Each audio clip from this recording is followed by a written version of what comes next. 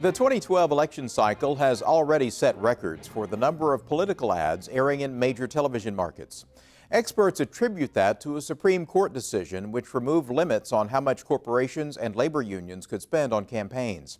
That ruling has also made it more difficult to follow the money and discover just who is backing the candidates and steering the issues. In a world where one man cannot lose, the fate of the world rests in one top-secret mission.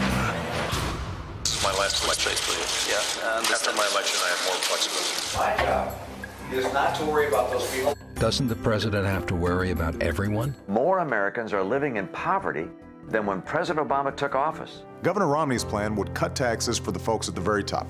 Money is the lifeblood of political campaigns. Candidates for public office need funding to get their message out, and the lack of money can quickly end a campaign. Oklahoma 2nd District Congressman Dan Bourne cited fundraising as a primary reason for his decision to not run for re-election.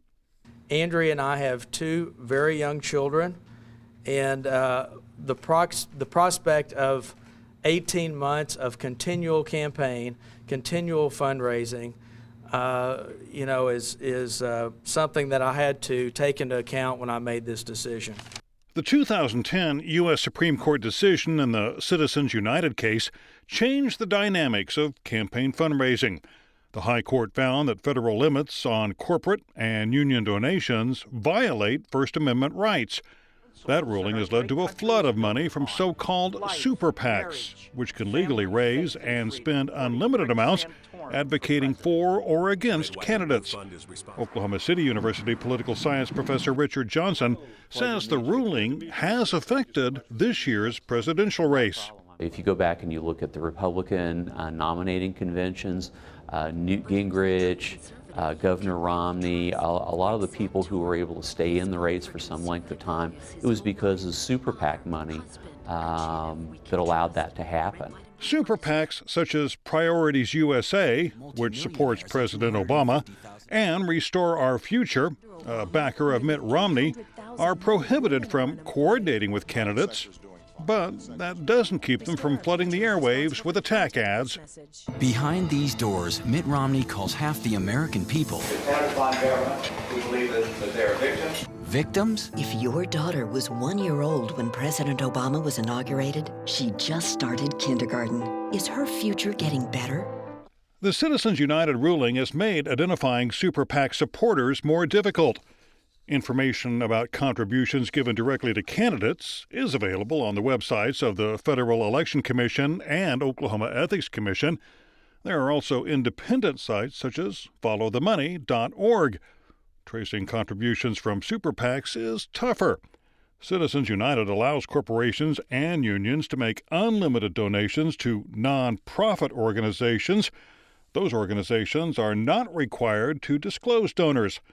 Tamara Piety is an associate dean for faculty development at the University of Tulsa College of Law. I think it's some other laws that allow for these nonprofit organizations to actually serve as sort of laundering devices through which corporations can funnel their contributions, and there don't appear to be many limits on that. That is where you see that corporation money going. G.B. Curry is president of the Oklahoma chapter of the AFL-CIO. He thinks Oklahomans should be troubled by that lack of transparency in campaign funding. Corporations are now considered like citizens, but they don't have to identify themselves. So when these outside campaigns and they start doing all this, nobody is going to know exactly who all's behind this.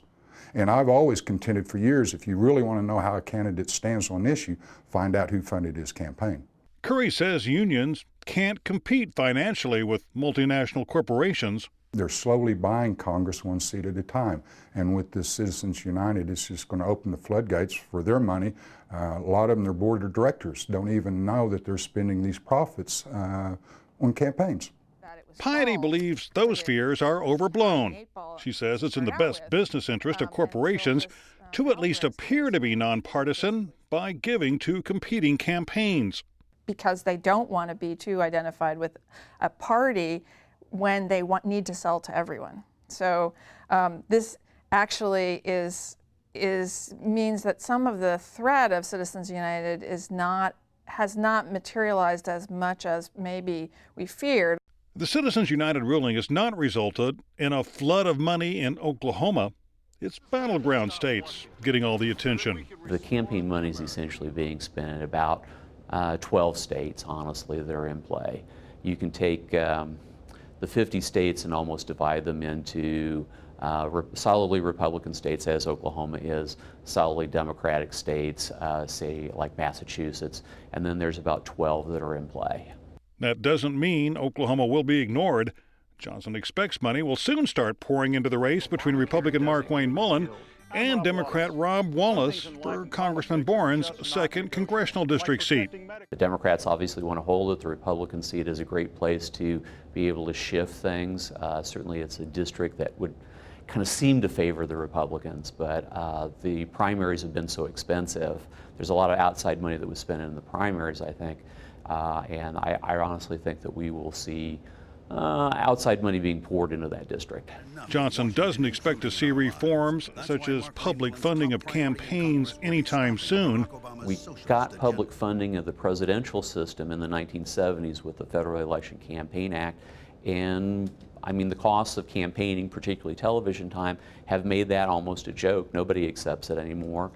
A measure to require greater disclosure has been introduced in the U.S. Senate, but that measure remains blocked by a Republican filibuster.